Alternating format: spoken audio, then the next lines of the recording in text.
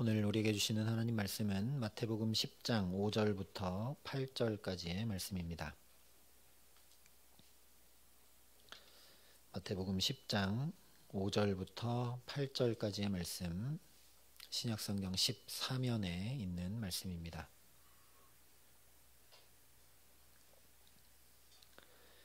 마태복음 10장 5절부터 8절의 말씀을 제가 봉독해 드리겠습니다. 하나님의 말씀입니다.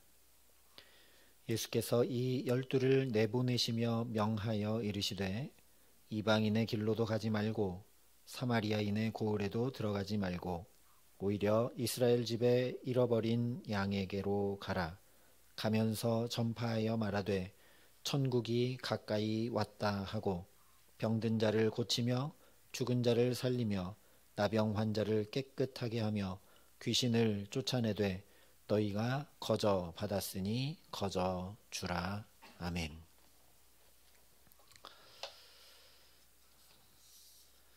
마태복음 10장 5절 오늘 말씀부터는 예수님께서 밤새도록 기도하시고 따로 뽑아 세우신 12 제자들을 파송하시는 말씀이 기록되고 있습니다. 그래서 5절부터 15절까지는 그렇게 천국 복음을 전할 때 이러이러하게 행하라고 명령하신 내용을 말씀하고 있고, 16절부터 23절은 그렇게 천국 복음을 전할 때 나타나는 반응들에 대해서 이러이러하게 행하라 명령하신 내용을 전해주고 있습니다. 그중 오늘 말씀에서는 제자들이 누구에게 무엇을 어떻게 전해야 하는지를 가르쳐 주고 있습니다. 먼저 누구에게 전하라 하셨는가? 5절과 6절에 이렇게 말씀합니다. 예수께서 이 12를 내보내시며 명하여 이르시되 이방인의 길로도 가지 말고 사마리아인의 고을에도 들어가지 말고 오히려 이스라엘 집에 잃어버린 양에게로 가라. 이 말씀을 표면적으로 보면 이방인에게도 가지 말고 사마리아인에게도 가지 말고 유대인들에게만 가서 복음을 전해라 하는 말씀으로 이해하게 됩니다. 그러면 과연 예수님의 이 말씀이 편협하게 특정 대상에게만 복음을 전하라는 그런 말씀인가? 전혀 그렇지가 않습니다. 당장 18절 말씀으로 내려가 보면 제자들을 통해 총독과 임금들만 아니라 이방인들에게도 증거가 되게 하신다 분명하게 말씀을 하죠. 뿐만 아니라 마태복음은 그러므로 너희는 가서 모든 민족을 제자로 삼아 아버지와 아들과 성령의 이름으로 세례를 베풀라 하신 말씀으로 끝맺고 있습니다. 그러니 이런 마태복음의 맥락 안에서 보면 오늘 말씀은 결코 이방인에게 복음을 전하지 말라는 말씀이 아니라는 걸 알게 됩니다. 즉 오늘 예수님께서 하신 이 말씀은 이방인 선교를 금하신 것이 아니라 이스라엘 선교의 긴급성을 말씀하신 것입니다. 왜 긴급한가?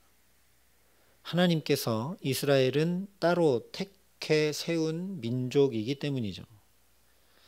여기서 이스라엘을 택했다는 건 그러면 다른 민족은 다 버렸다 이런 이야기가 결코 아닙니다.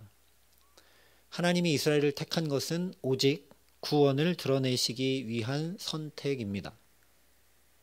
그런데 선택한 그 이스라엘 백성이 하나님의 영광과 하나님의 능력과 하나님의 존귀하심을 나타내 보이지 못하고 있기 때문에 이스라엘에게 먼저 가라고 말씀하고 계신 것이죠. 아니 하나님의 택한 이스라엘 백성도 하나님의 복음을 받아들이지 못하고 그들이 기쁨으로 충만하지 못한데 나가서 이방인들에게 복음을 전하면 그 복음이 무슨 힘이 있겠습니까? 그래서 먼저 이스라엘 잃어버린 양에게로 가라 말씀하고 계신 것이죠. 그래서 이 이스라엘 민족에게 먼저 복음이 전해져서 무너졌던 이스라엘이 회복되어서 그들이 참으로 하나님의 살아계심과 하나님과 동행하는 복된 삶, 즉 구원과 하나님 나라를 이루고 누리고 나타내 보이며 전하여서 주변에 있는 이방 민족들에게 어떻게 이런 복된 삶이 있을 수 있는가? 우리는 전쟁에서 쟁취해야 하고 우리는 군사력을 키워서 지켜야만 하는데 어떻게 저런 삶이 있을 수 있는가? 정말 하나님이 살아계시는구나. 하나님을 섬기고 하나님을 믿음으로 나아갈 때 우리의 삶이 어떻게 온전해질 수 있는지를 만방히 보고 그것에 충격을 받고 그래서 사모하며 주께 돌아오도록 하라는 그런 말씀이죠. 그러니 우리도 사실 가장 가까운 사람에게 먼저 복음을 전해야 합니다. 아니, 가장 가까운 사람에게 우리가 복음이 되어야 합니다. 날마다 내가 예수 믿기 때문에 새로워진 모습, 변화된 모습, 도저히 그럴 수 없는데 그러는 모습을 나타내 보일 수 있도록 은혜를 구해야 된다라는 것이죠. 그러면 예수님께서 제자들에게 무엇을 그들에게 가서 전하라 파송하고 계시는가? 당연히 하나님 나라, 즉 천국 복음입니다. 말씀드린 바와 같이 이스라엘 백성들이 먼저 그 온전한 하나님 나라를 회복하고 드러내 보이므로 이방인들에게까지 복음의 빛이 환히 비춰져야 하기 때문이죠. 그래서 7절에 이렇게 말씀합니다. 가면서 전파하여 말하되 천국이 가까이 왔다 하고. 우리가 이 말씀을 좀 주목해야 합니다. 여기 분명히 말씀하고 있는 것처럼 복음을 전하라 하셨는데 그 메시지의 내용이 뭐냐? 천국이 가까이 왔다입니다. 복음을 전한다는 건 예수님이 기적을 베푸셨다. 예수님이 능력자이시다. 예수님이 이스라엘을 회복시키실 것이다. 그런 메시지를 전하는 것이 아니라는 이야기입니다. 다시 말하면 예수 믿으면 기적이 일어나고 문제가 금세 해결되고 불안과 근심이 다 물러간다라고 전하는 것이 복음 전하는 일이 아니다라는 얘기죠. 오직 천국이 가까이 왔다라는 것이 제자들이 전해야 할 복음입니다. 그러니 제자들에게 가는 곳마다 천국이 가까이 왔다 선포하라고 명령하신 이 메시지 자체를 우리가 좀 주목해야 된다라는 거죠. 이것은 우리가 잘 아는 대로 세례 요한이 저 광야에서 외치던 소리와 같고 또 예수님께서 시험 받으신 후에 처음 공생애를 시작하시자마자 전하셨던 말씀과 동일한 말씀입니다. 그때 세례 요한도 예수님도 동일하게 선포했던 것은 바로 회개하라는 것이었지, 이제 능력이 나타나 모든 것이 다 해결된다라는 뜬구름 잡는 꿈이 결코 아니었음을 우리가 기억해야 합니다. 회개하라, 천국이 가까이 왔다, 이렇게 복음을 전하셨다라는 것이죠. 예를 들면 이 표현이 천국이 가까이 왔다. 그래서 예를 들면 우리에게 어떤 천국과는 다른 개념이긴 하지만 예를 들어서 이렇게 뉴스에도 보니까 산불이 막 나고 있는데 군부대에서는 장비 챙기라고 하고 있으면 완전히 잘못된 것이죠. 산불이 가까이 왔으면 그에 맞는 대처를 해야 되는 것이 맞는 것이죠. 천국이 가까이 왔으니 우리가 할 일은 회개해야 된다라는 겁니다. 이 온전하고 복 있는 하나님 나라가 가까이 왔는데 내가 그 하나님 나라를 받아들일 준비가 새롭게 되지 않으면 하나님 나라가 아무리 임해도 아무 소용이 없는 것이죠. 그래서 새벽에도 지금 신명기 말씀을 계속 나누고 있지만 아무리 하나님이 가나안 땅이라는 적과 꿀이 흐르는 약속의 땅을 그들에게 주셔도 그 땅에 옛날 모습 그대로, 옛날 마음 그대로, 옛날 습관 그대로 들어가면 그 땅은 절대 가나안이 될 수가 없습니다. 새 마음과 새 정신과 새 영을 가지고 광야에서 행했던 것처럼 자기 소견에 옳은 대로 사는 것이 아니라 하나님의 말씀을 따라 살아갈 때 가나안이 가나안 될 수 있는 것이죠. 마찬가지입니다. 하나님 나라가 가까이 왔으니 회개해야 되죠. 그러니 우리가 전해야 될 복음의 핵심 내용은 뭐냐면 회개하라는 것입니다. 다른 사람에게만 회개하라고 외치는 것은 전혀 복음이 되지 못하겠죠. 당연히 나부터 회개하는 것이 복음을 전하는 일입니다.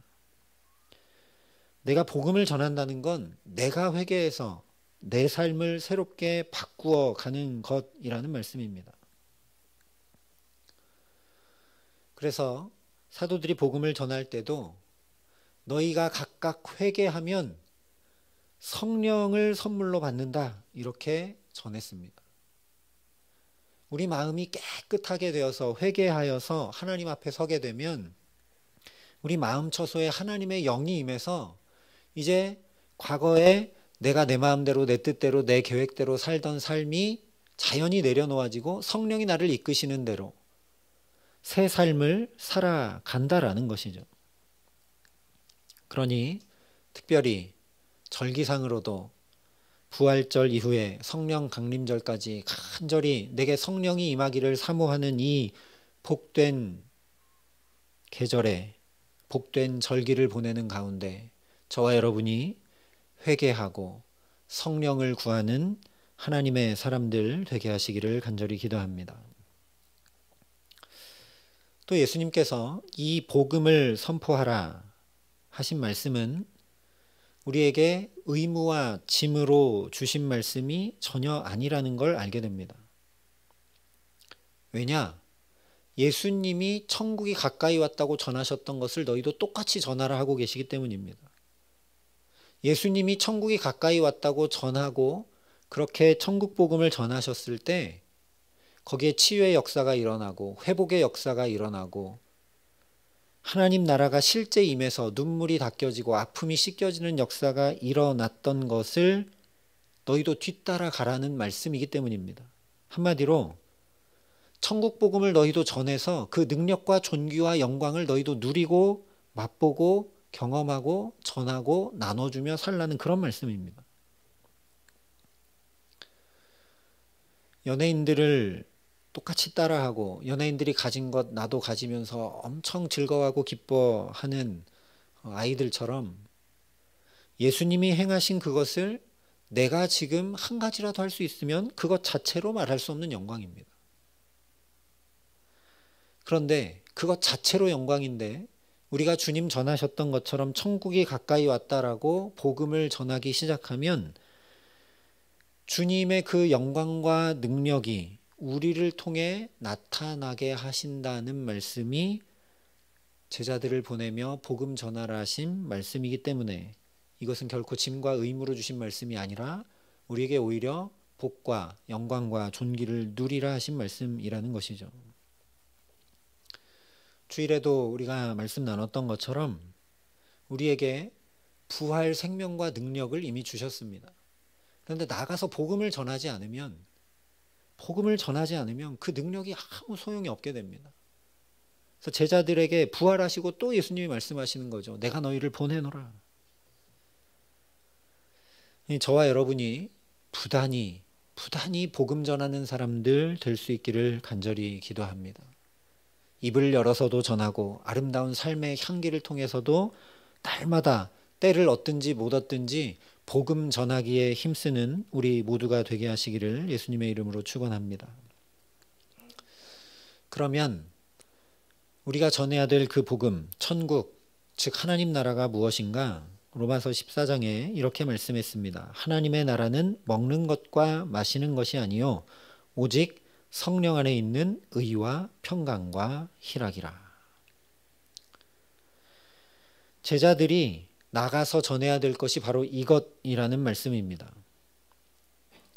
제자들이 나가서 전해야 될 것은 오직 성령 안에 있는 의와 평강과 희락이라는 것이죠. 그것이 하나님 나라니까요. 그러니 가장 먼저 전해야 될 것이 회개의 복음이어서 회개하여 성령이 임하게 해야 된다라는 것이고, 그리고 전해야 될 것이 의입니다. 성경에서 의는 내가 바르게 살고 윤리도덕적으로 깨끗한 것이 아니라 하나님을 붙들고 의지하는 것이 의입니다. 내 마음대로 살고 내 뜻대로 살고 내 계획대로 살고 세상 방법조차 살고 하던 삶을 뒤로 하고 이제는 하나님 붙들고 하나님 의지하고 하나님 힘입어 살아가라고 복음을 전해야 된다라는 것이죠. 또 평강을 전하라 말씀하셨습니다. 즉 우리가 깨진 삶을 다시 회복시키고 아픈 삶을 위로해야 되고 그렇게 평강을 전해 주어야 된다라는 것이죠.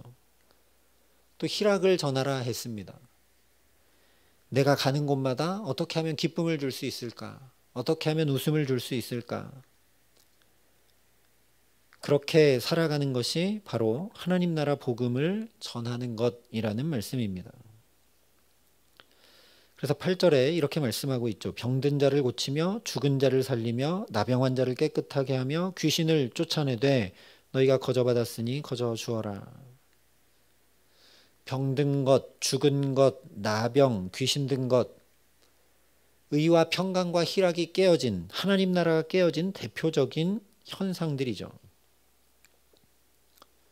그런데 그냥 하나님 나라가 깨어진 대표적인 현상들이 아니라 실제로도 그렇습니다. 현대 사회를 살아가는 모든 사람들은 병들어 있습니다.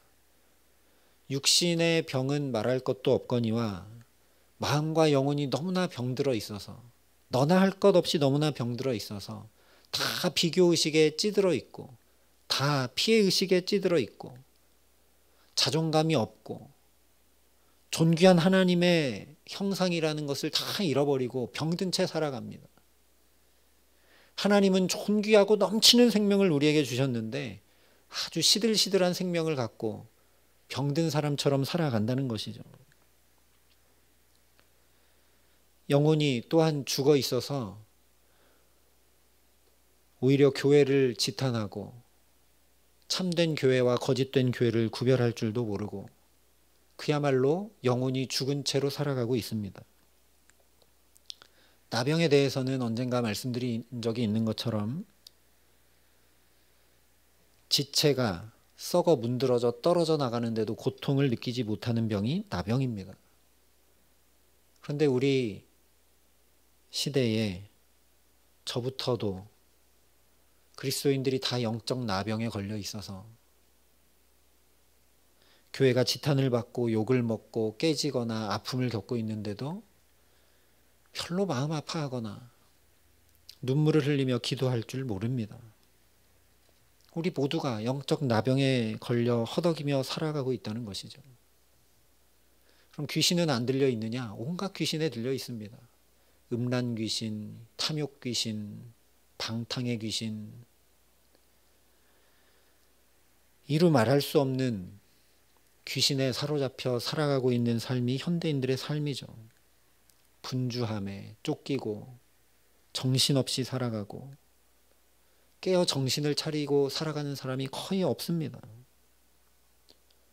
이런 시대 한가운데 예수님께서 저와 여러분을 또 부르고 계신 것입니다. 너희가 가서 병든 자를 고쳐라. 너희가 가서 죽은 자를 살려라.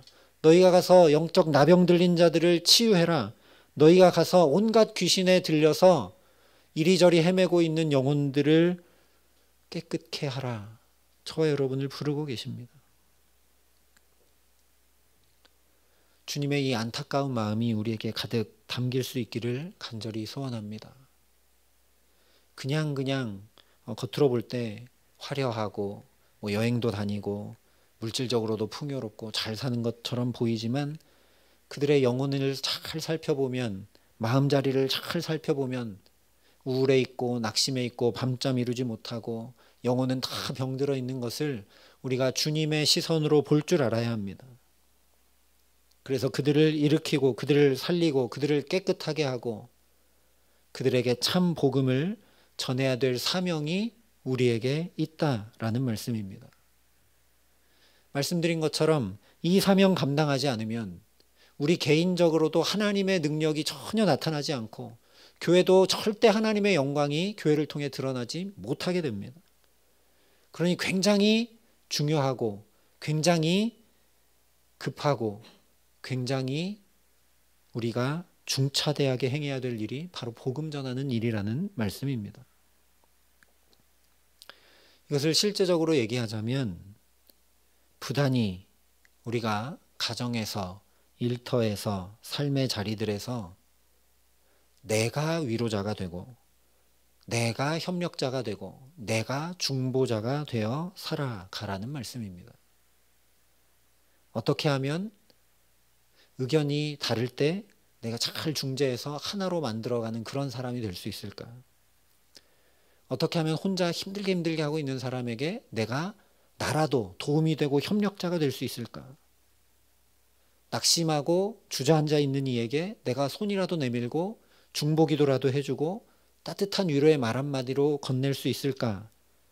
그렇게 살아가는 것이 하나님 나라 복음 전하는 삶이라는 말씀입니다. 그래서 상하고 깨진 마음과 영혼과 삶을 돌보고 할 수 있다면 내 것을 나누어 필요도 공급하고 눈물도 닦고 꺾인 무릎을 일으켜 세워 주어야 한다는 것이죠.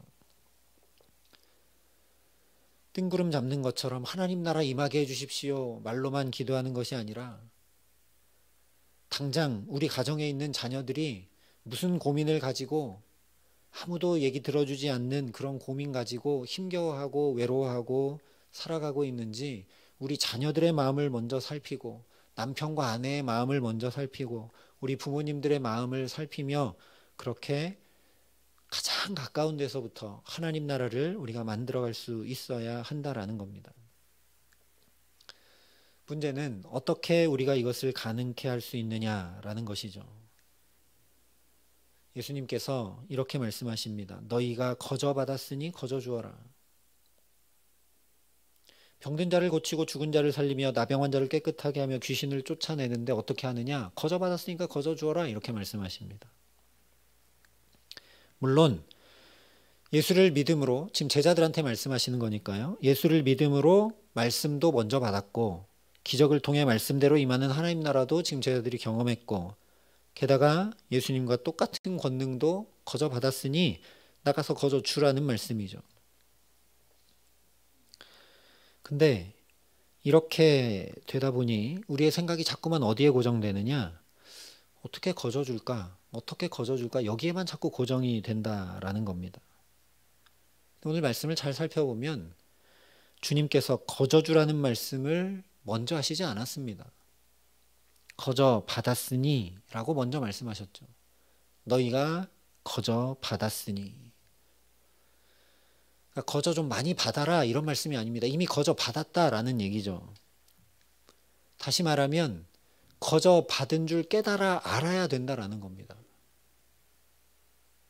우리는 나도 모르게 내가 이만큼 노력하고 내가 힘쓰고 내가 최선을 다하고 내가 행해서 이렇게 되었다고 착각하고 살아갈 때가 참 많습니다.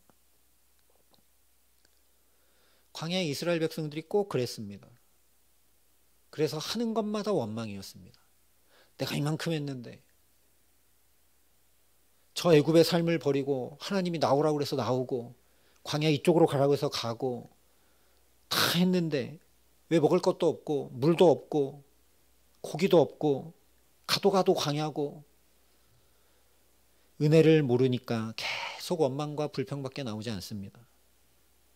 그래서 시편에 보면 존귀 하나 깨닫지 못하는 사람은 멸망하는 짐승 같다 이야기했습니다. 제자들은 안 그랬는가? 제자들도 그랬습니다.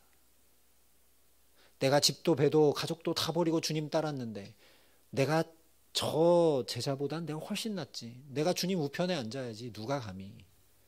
그래서 어머니까지 대동해서 주님 우리를 주님의 좌우편에 앉혀주십시오 했던 사람들이 제자들이죠.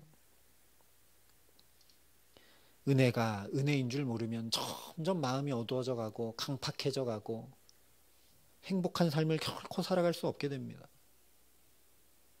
그런데 이 제자들에게 성령이 임하고 그래서 그 성령께서 밝히 깨달아 알게 하시는 은혜가 임하자 이들이 참으로 복음을 전합니다.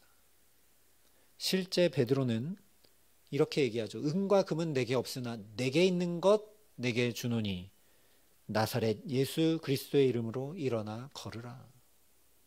오늘 예수님 말씀하신 그대로 거저 받은 예수의 이름을 거저 줍니다. 그랬더니 그 안진뱅이가 일어나서 걷고 뛰고 찬양하며 하나님께 영광을 올려드리죠. 나는 가진 것이 없어서 나는 별로 줄 수 있는 게 없어서 아닙니다. 돈을 수없이 주고 또 다른 것을 수없이 주는 것보다 그것과 피할 수 없는 것이 예수의 이름을 전해주는 일입니다. 나사렛 예수의 이름을 전해주는 것이 우리의 할 일이라는 것입니다. 우리가 거저받은 것 나사렛 예수의 이름인 것을 깊이 깨달아 알아야 된다는 말씀입니다. 그 이름이 얼마나 존귀한 이름인지, 그 이름이 얼마나 능력의 이름인지, 그 이름이 얼마나 놀라운 이름인지. 그러니 우리가 구해야 될 것은 내게 주신 은혜를 깊이 깨달아 알기를 구해야 합니다. 한번 곰곰이 생각해 보시기 바랍니다. 예수 안 믿었으면 이렇게 살고 계실까요? 그런데 여러분, 예수 열심히 노력해서 믿으셨습니까? 제 스승 목사님이 늘 하셨던 표현이 있습니다. 어쩌다가 예수를 믿어서. 정말 어쩌다 예수 믿지 않았습니까? 내가 원해서 예수 믿는 가정에서 골라서 태어났습니까? 아니면 내가 잘 살아서 내 주변에 그렇게 전도한 사람이 있었습니까? 어쩌다가 다 예수를 믿은 겁니다. 이 은혜를 깊이 깨달아 알지 못하면 복음 아무도 전할 수 없습니다. 그리고 그렇게 전해진 복음은 능력도 없습니다. 내게 하나님께서 어떤 은혜를 주셨는지, 하나님께서 나 같은 자의 허물과 죄를 드러내지 않고 다 가려주시고 사해주시고 이렇게 예수 믿게 하셔서 나의 이런 성질도 고쳐주시고 나의 이런 악과 독도 뽑아주시고 나의 걸음걸음도 이만큼 인도해 주시고 내가 엇길로 갈 것도 막아주시고 내가 잘못 구한 것도 응답 안 해주시고 때로는 내가 생각지도 못한 길도 열어주시고 공급도 해주시고 되돌이켜 깊이 기도하다 보면 모든 것이 하나님의 은혜임을 고백할 수밖에 없다라는 것이죠. 세상에 이렇게 교회가 많은데 어떻게 또 이렇게 사랑의 빛 교회에 와서 이런 집사님, 이런 권사님, 이런 장로님 만나서 이렇게 신앙생활하며 이렇게 살아갈 수 있겠습니까? 세상에 수많은 사람들이 있는데 이렇게 만나서 이렇게 함께 예배하는 것 기적입니다. 우리가 이것을 깊이 깨달아 알 때 우리가 받은 것 거저 줄 수 있다라는 겁니다. 제자들처럼 내게 있는 것 내게 주노니 나사렛 예수의 이름을 전해주는 주님의 사람들 될 수 있기를 간절히 기도합니다. 그때 칭송하며 교회로 사람들이 몰려왔습니다. 요즘 교회는 나사렛 예수의 이름을 먼저 전해주려 잘 하지 않습니다. 선물을 먼저 전해주려고 하고 어떻게 하면 이걸 전해줘서 교회로 오게 할 수 있을까를 하는데 아닙니다. 나사렛 예수 그리스도의 이름을 전해주어야 합니다. 다시 본질의 복음에 설 수 있는 저와 여러분 될 수 있기를 간절히 소망합니다. 우리가 거저 받았습니다. 하나님, 이 저녁 내가 거저 받은 은혜를 깊이 깨닫게 하여 주십시오.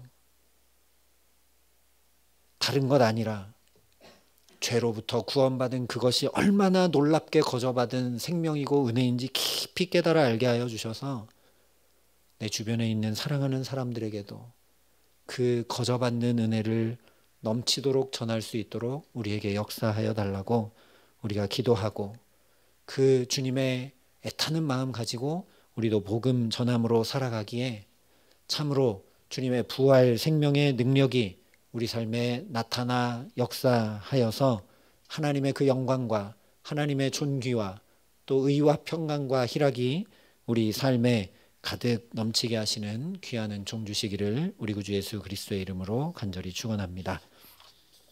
우리 시간 함께 말씀을 붙들고 기도하겠습니다.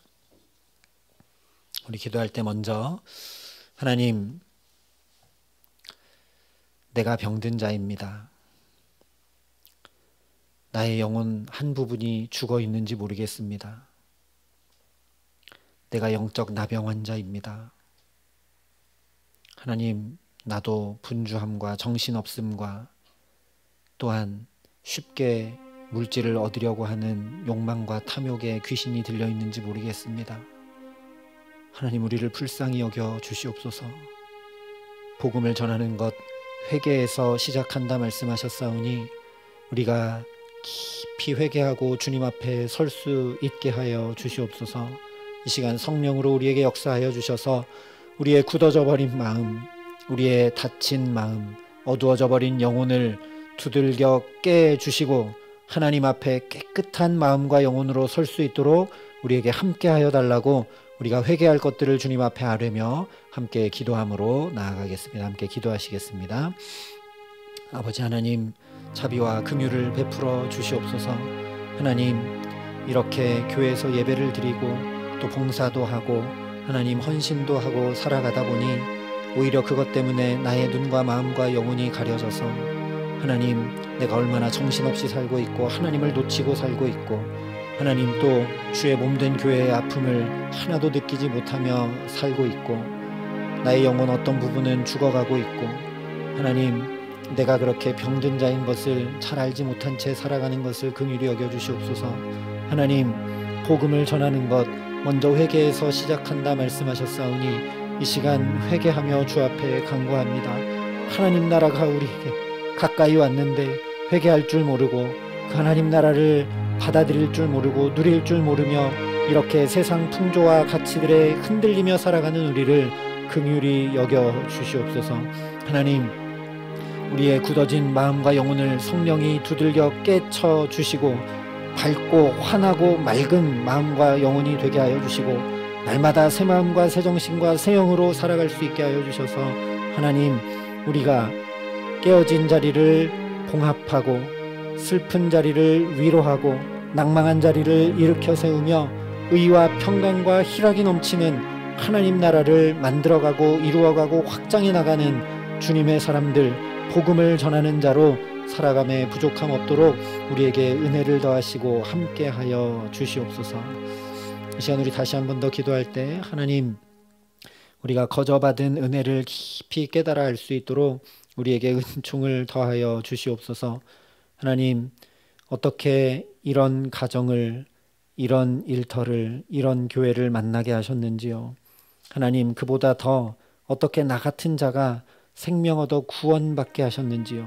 하나님, 구원의 은혜를 값싼 은혜로 만들지 말게 하시고 날마다 이 구원의 은혜가 새로워지게 하여 주셔서 내게 거저 주신 그 은혜 가지고 복음을 담대히 전함으로 그 복음의 능력이 나의 가정의 자녀들의 일터의 모든 삶에 나타나 역사할 수 있도록 하나님 함께하여 주시옵소서라고, 특별히 다시 복음의 가장 기본적이고 본질적인 대로 우리가 되돌아가서 다른 것을 전하는 것이 아니라 나사렛 예수 그리스도의 그 존귀한 이름, 능력의 이름, 생명의 이름, 사랑의 이름을 담대히 전할 수 있는 믿음이 우리에게 있을 수 있도록 붙들어 주시고 함께하여 달라고 이 시간 간절한 마음으로 함께 기도하겠습니다.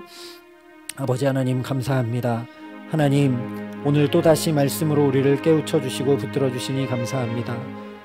모든 것이 주께로부터 온 것인데 하나님, 내가 한 것인 줄 착각하게 되고 내가 이룬 것인 줄 착각하게 되고 하나님, 그래서 때로 서운한 마음이 들기도 하고 시험에 들기도 하고 잘못 생각하기도 하고 하나님, 그렇게 살아갑니다. 꼭 광야의 이스라엘 백성들처럼 원망과 불평이 우리 마음에 치솟을 때가 있고 비교의식이 우리 마음 가운데 가득 찰 때가 있음을 주님 긍휼히 여겨 주시옵소서. 하나님, 이 모든 것이 주님께로부터 온 것임을 깊이 깨달아 알 수 있도록 날마다 성령으로 우리를 새롭게 하여 주시옵소서.